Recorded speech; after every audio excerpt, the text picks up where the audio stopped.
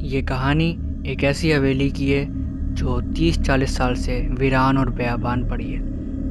اس حویلی کے مالک کے مرنے کے بعد اس حویلی کو کسی نے نہیں کھولا، کیونکہ کہا یہ جاتا ہے کہ اکثر و بیشتر اس حویلی سے رات کے اوقات چیخنے اور چلانے کی آوازیں آتی ہیں۔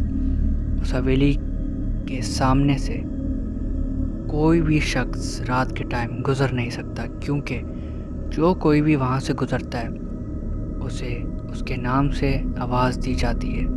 یہاں تک دیکھا گیا ہے کہ حویلی کی چھت پہ رات کے اوقات کوئی شخص سفید شال اوڑھے کھڑا ہوا ہے۔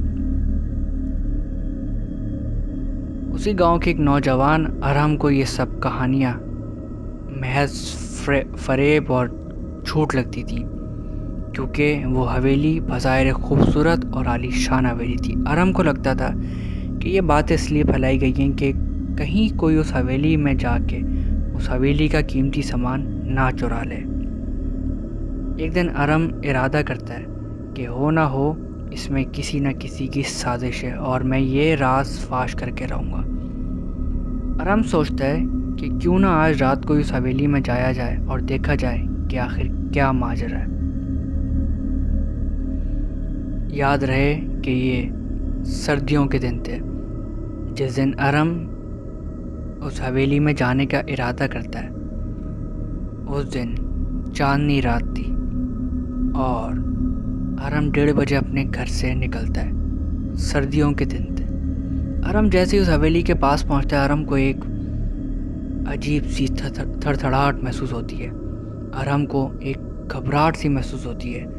ارحم کو لگتا ہے کہ کچھ تو غلط ہے، لیکن ارحم ان سب کو اگنور کرتا ہے اور سوچتا ہے کہ یہ میرا وہم ہے اور جو باتیں میں نے سن رکھی ہیں یہ تھڑتھڑاہٹ مجھے اسی کی وجہ سے ہو رہی ہے۔ ارحم حویلی کا گیٹ دیکھتا ہے تو حویلی کا گیٹ بند ہوتا ہے۔ ارحم حویلی کی دیوار ٹاپ کے حویلی میں داخل ہوتا ہے۔ جیسے ہی ارحم اندر داخل ہوتا ہے، ارحم چونک سا جاتا ہے۔ ارحم فوراً گھبرا جاتا ہے۔ ارحم دیکھتا ہے کہ اس کے الٹے ہاتھ پہ جو جھولا لگا ہے وہ خود بخود ہل رہا ہے۔ خیر، ارحم اس کو اگنور کرتا ہے اور ارحم سمجھتا ہے کہ شاید یہ ہوا کی وجہ سے ہو۔ ارحم کیا دیکھتا ہے کہ اندر حویلی کے سارے دروازے اور کھڑکیاں سب بند ہیں سوائے ایک دروازے کے۔ اب ارحم کا شک یقین میں بدل جاتا ہے کہ ہو نہ ہو یہ کسی انسان کی ہی شرارت ہے۔ اب ارحم اس دروازے سے حویلی کے اندر داخل ہوتا ہے۔ حویلی کے اندر بالکل گپ اندھیرا ہوتا ہے۔ ارحم اپنی جیب سے فلیش لائٹ نکالتا ہے اور حویلی کے ادھر ادھر دیکھنا شروع ہو جاتا ہے۔ اب ارحم کیا دیکھتا ہے کہ حویلی کے اندر کے بھی روم کے سب دروازے بند ہیں اور حویلی کا سامان ویسے کا ویسے ہی پڑا ہے، بس دھول سے جمع ہوا، ہر جگہ جالے ہی جالے۔ ارحم ایک ایک کر کے ایک ایک کمرے کا دروازہ کھولتا ہے۔ اچانک سے ارحم کے کندھے پہ کوئی ہاتھ مارتا ہے۔ ارحم فوراً گھبرا کے پیچھے دیکھتا ہے تو پیچھے کوئی نہیں ہوتا۔ خیر، ارحم سمجھتا ہے کہ یہ میرا وہم ہے۔ ارحم جیسے ہی آگے بڑھتا ہے دوسرے کمرے کا دروازہ کھولتا ہے۔ ارحم کو لگتا ہے کہ اس کے پیچھے سے کوئی بھاگ کے گیا ہے۔ اب ارحم کا شک یقین میں بدل جاتا ہے کہ ہو نہ ہو کہ یہ کوئی انسان ہی ہے۔ ارحم آواز لگاتا ہے، ہمت ہے تو سامنے آ، میں تجھ سے نہیں ڈرتا۔ ہوتا کچھ یوں ہے کہ جیسے ہی ارحم یہ الفاظ ادا کرتا ہے، ارحم کے پاؤں کے پاس سے ایک چھوٹا سا خرگوش بھاگتا ہوا جاتا ہے۔ ارحم اس کو دیکھ کے گھبرا جاتا ہے، کیونکہ اس گاؤں میں کسی کے پاس بھی خرگوش نہیں تھے اور اس گاؤں میں خرگوش آنا ناممکن سی بات تھی۔ ارحم اس کو بھی اگنور کرتا ہے۔ ارحم ایک ایک کر کے ہر کمرے کا دروازہ کھولتا ہے۔ جیسے ہی ارحم اپنے سامنے والے کمرے کا دروازہ کھولتا ہے، اس کو ایک عجیب سی ٹھنڈی ہوا محسوس ہوتی ہے۔ ایسی ٹھنڈی ہوا جس سے ارحم کے جسم میں جھرجھری پیدا ہو گئی۔ اب ارحم کو تھوڑا تھوڑا خوف محسوس ہونے لگا۔ ارحم کو اب ہر کمرے سے کھسپھسانے کی آوازیں آنے لگی۔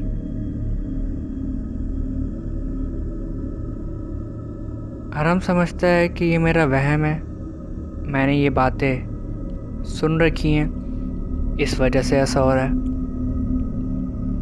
خیر، ارم جیسے ہی پیچھے مڑتا ہے، ارم کے بالکل پیچھے سفید شال میں ملبوس ایک آدمی کھڑا ہوتا ہے۔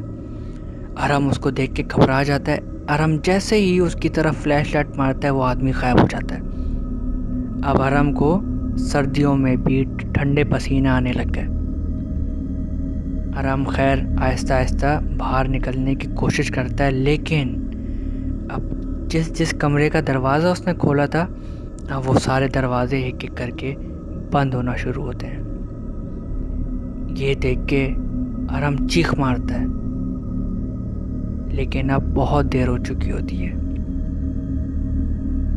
دروازے بند ہوتے گئے اور ہر دروازہ بند ہوتے ساتھ ایک ہنسی کی آواز آتی اور ایک رونے کی۔